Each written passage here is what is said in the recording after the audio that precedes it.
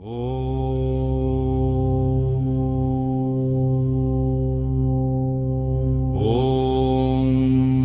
नमो भगवते वासुदेवाय नमः।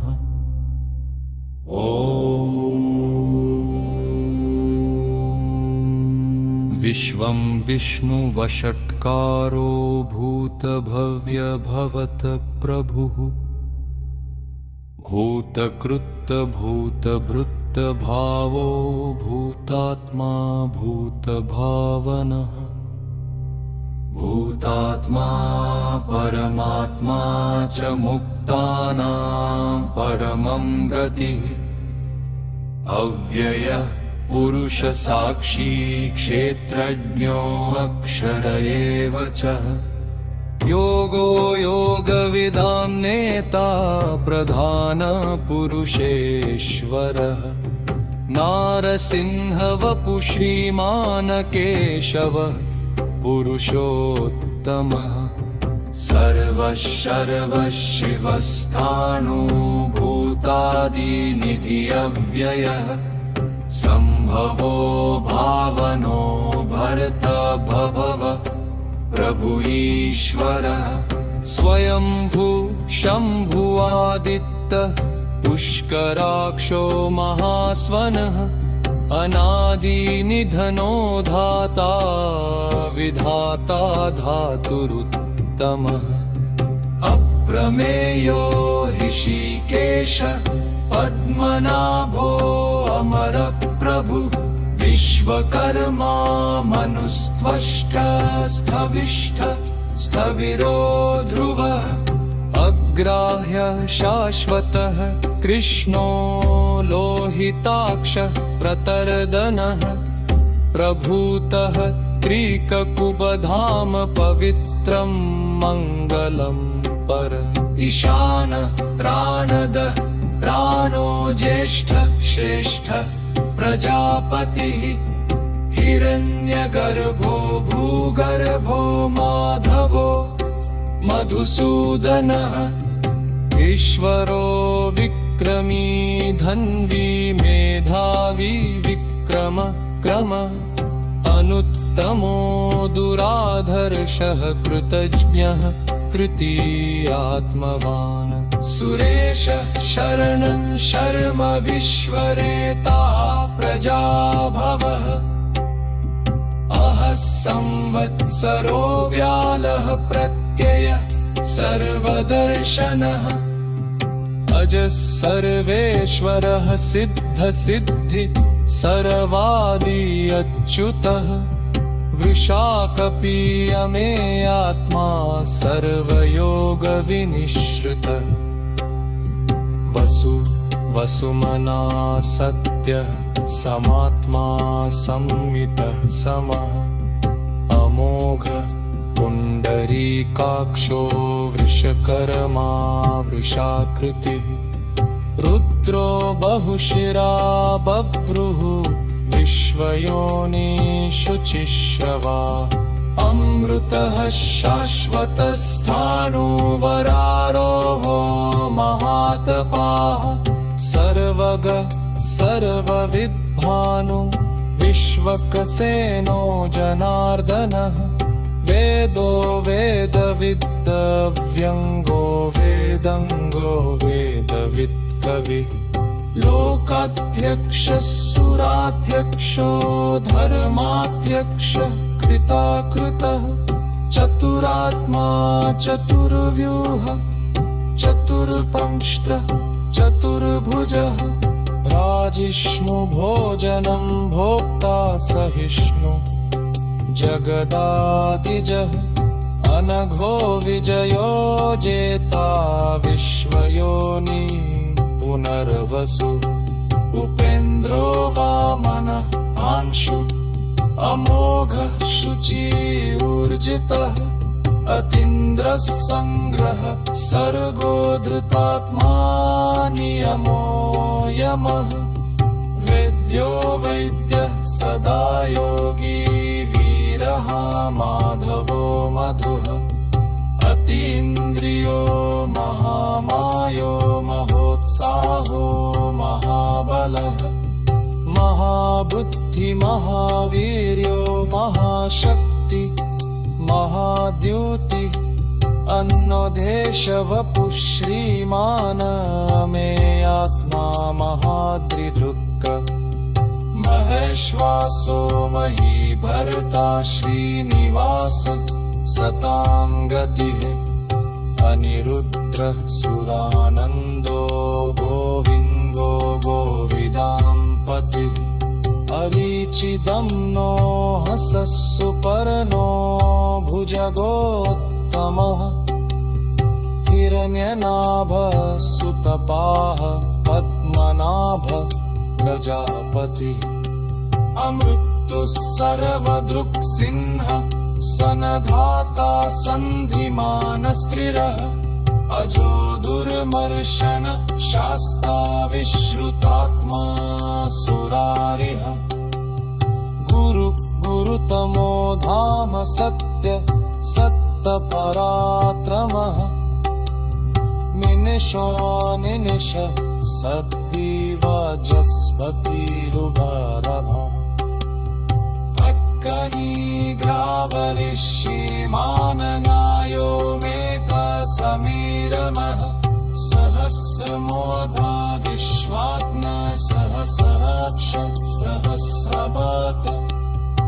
अवरतनो निवृत्तात्मा सम्भवः सम्पमरबनः परसंवरतपो वह्निः अनिरोधरमीधर सुप्रसाद प्रसन्नात्मा विश्वभु विभुः सत्करता संहतः साधु जन्मुक्तारायमो देः असंख्यो अप्रमेयात्मा विशिष्ट शष्कप्रभुचिः संहार्तसिद्धसंतापसिद्धिः सिद्धिसाधनः वृषाही वृषभो विष्णु वृषपरः वृषोदरः दन्दनो वरगमानश्च हिरण्यः शतिसादरः सुभुजो दिरदरो वाग्मी महेन्द्रो वसुदो वसुरो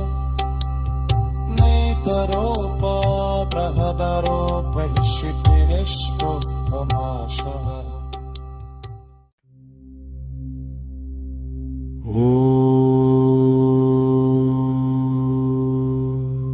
तेजोद्योतिधर प्रताशुवात्मा प्रतापनः ऋद्धस्पष्टक्षरो मन्त्र चन्द्रांशु भास्करद्योतिः अमृतांशुद्भवो भानु शशबिन्दुः सुरेश्वरः औषधं जगतः सेतु सत्यधर्म पराक्रमः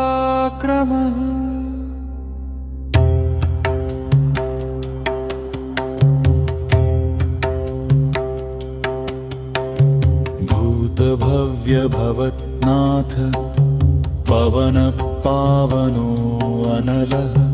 कामः कामकृतकान्त काम कामप्रद प्रभुः युगादिकृतयुगावर्तो नैकमायो महाशनः अदृश्यो व्यक्तरूपश्च सहस्रजित् अनन्तजित्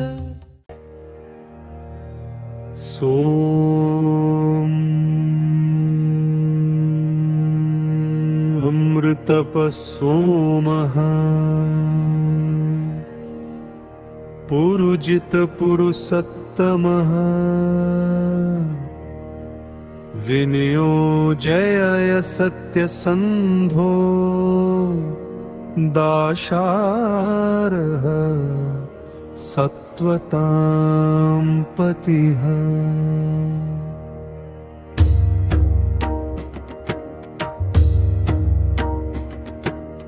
जीवो विनयिता साक्षी मुकुन्दो अमितविक्रमः अम्भोनिधिरनन्तात्मा महोदधिशो अन्तकः अजो महारः स्वाभाव्यो जितामित्रः प्रमोदनः आनन्दो नन्दनो नन्दः सत्यधर्मा त्रिविक्रमः महर्षि कपिलाचार्य कृतज्ञो मेदिनीपतिः त्रिपदस्त्रिदिशाध्यक्षो महाशृङ्गकृतान्तकृत महावराहो गोविन्द सुषेण कनकाङ्गदी गुह्यो गम्भीरो दहम गुप्तश्चक्रगदाधरः वेधास्वाङ्गोजितः कृष्णो दृढः सङ्कर्षणो अच्युतः वरुणो वारुणो वृक्ष पुष्कराक्षो महामनः भगवान् भगवानन्दी वनमाली हलायुधः आदित्यो ज्योतिरादित्यः सहिष्णु गतिसत्तमः सुधन्वा खण्डपरशुर्दारुणो द्रविणप्रदः दिवि स्पृक् सर्वदृक्व्यासो वाचस्पति अयोनिजः त्रिसामा सामगः सामनिर्वाणं भेषजं भिषक् सन्न्यासकृच्छम शान्तो निष्ठा शान्तिपरायणम् शुभाङ्गः शान्तिदः स्रष्ट कुमुदः कुवलेशयः गोहितो गोपतिर्गोप्ता वृषभाक्षो वृषप्रियः अनिवर्ती निवृत्तात्मा संक्षेप्ताः क्षेमकृत् शिवः श्रीवत्सवक्षा श्रीवास श्रीपति श्रीमताम्बरः श्रीदः श्रीश श्रीनिवास श्रीनिधि श्रीविभावन श्रीधर श्रीकर श्रेय श्रीमान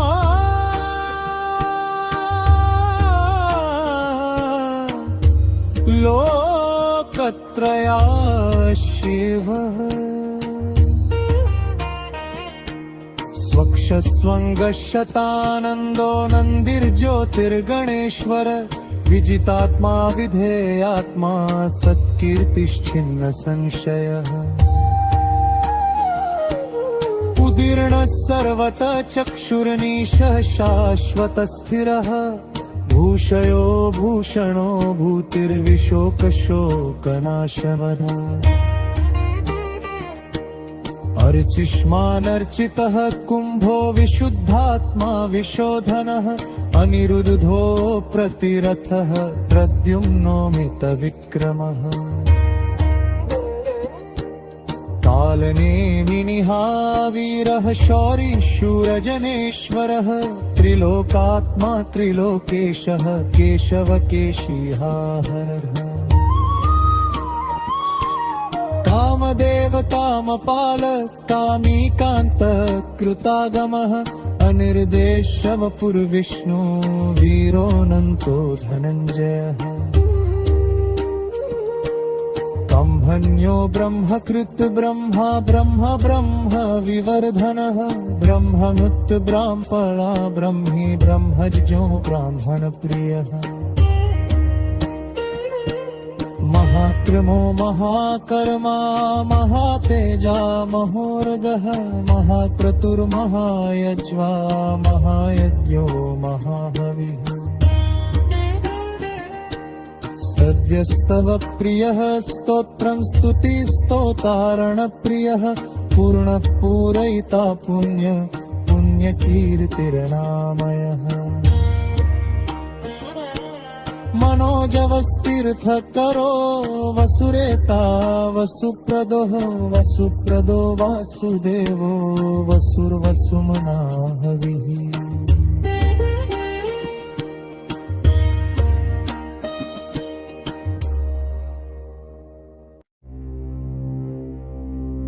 सद्गति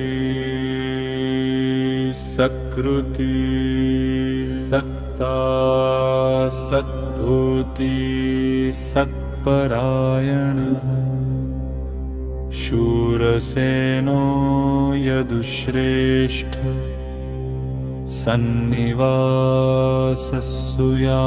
सन्निवासस्सुयामुना भूतावासो वासुदेव सर्वासु निलयो नलः दर्पः दर्पदो दृप्तो दुर्धरो अथा पराजितः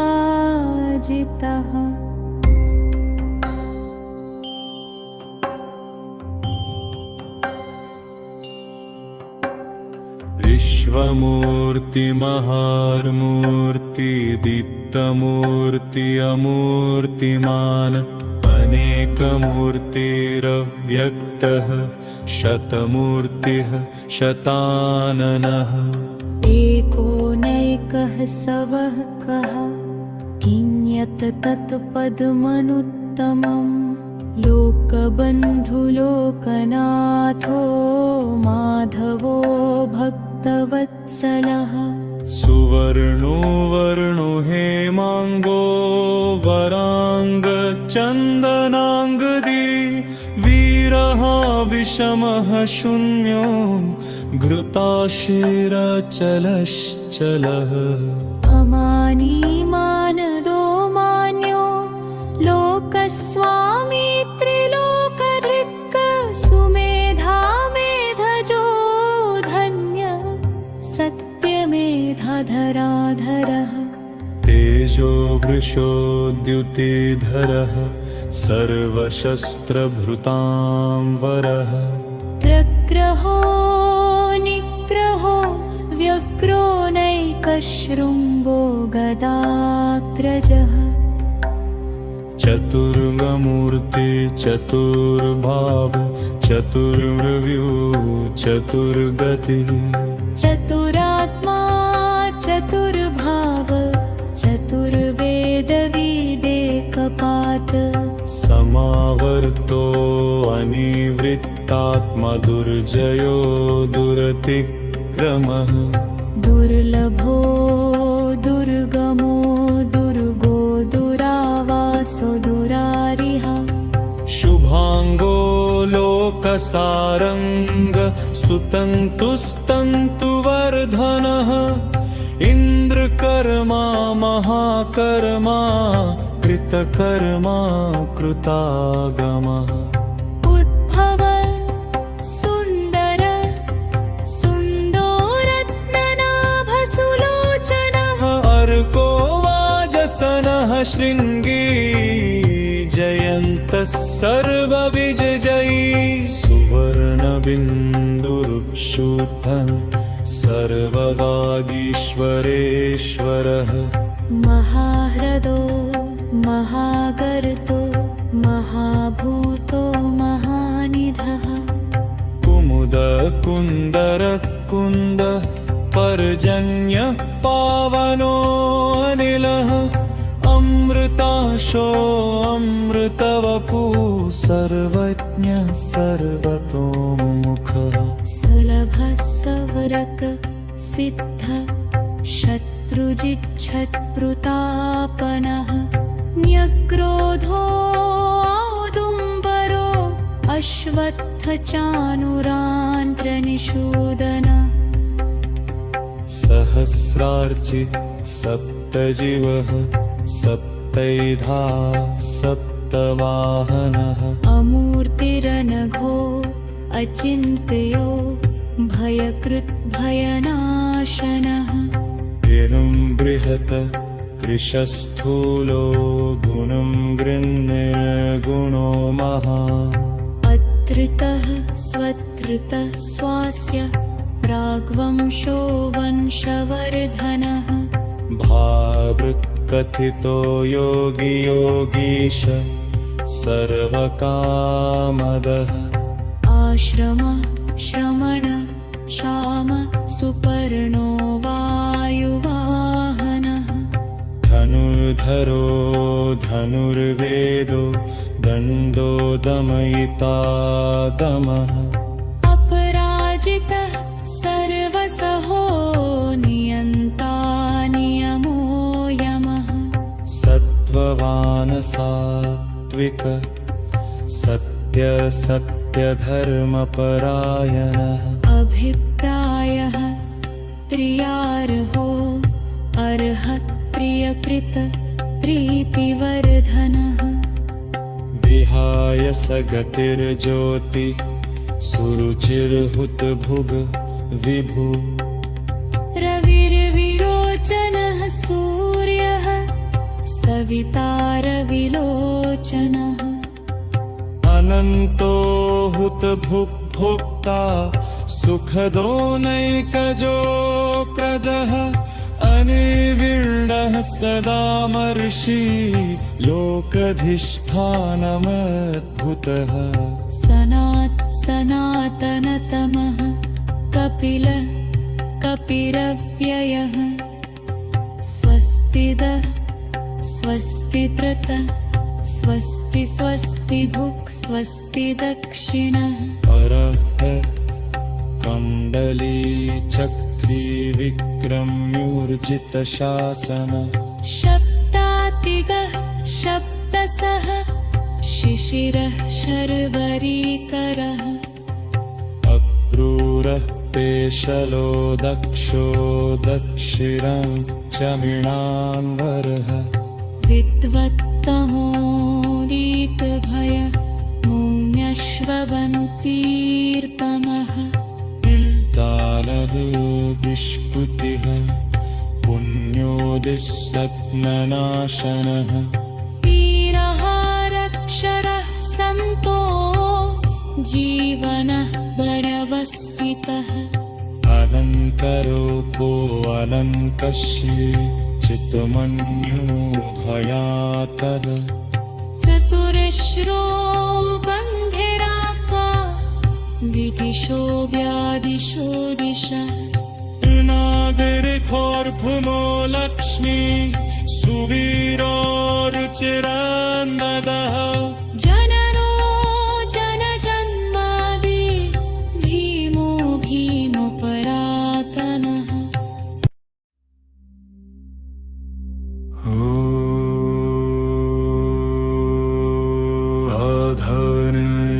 धाता पुष्पः शप्रजागरः ऊर्ध्वग सत्पथाचारर प्राणद प्रणवः पणः आधारनियो धाता पुष्पः शप्रजागरः ऊर्ध्वग सत्पथाचारर प्राणद प्रणवः पणः प्रमाणं प्राणनिलय प्राणभृत प्राणजीवनः तत्त्वविदेकात्मा जन्म मृत्युजरातिगः भूर्भुवः स्वस्तरुस्तार सविता प्रपितामहः यज्ञो यज्ञपतिर्यज्वा यज्ञङ्गो यज्ञवाहनः यज्ञभृत् यज्ञकृत् यज्ञी यज्ञभुक् यज्ञसाधनः यज्ञान्तकृत यज्ञगुह्यमं न मन्नादेव च आत्मयोनि स्वयं जातो वैखानसामगायनः देवकीनन्दन शष्कक्षितीश पापनाशनः शङ्खबृन्नन्दकी चक्री शार्ङ्गधन्वा गदाधरर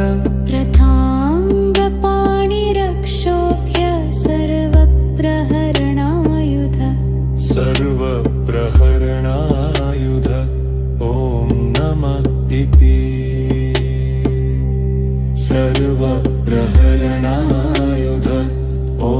नमः इति वानमालिका गदे शार्ङ्गे शङ्खे चक्रे च नन्दके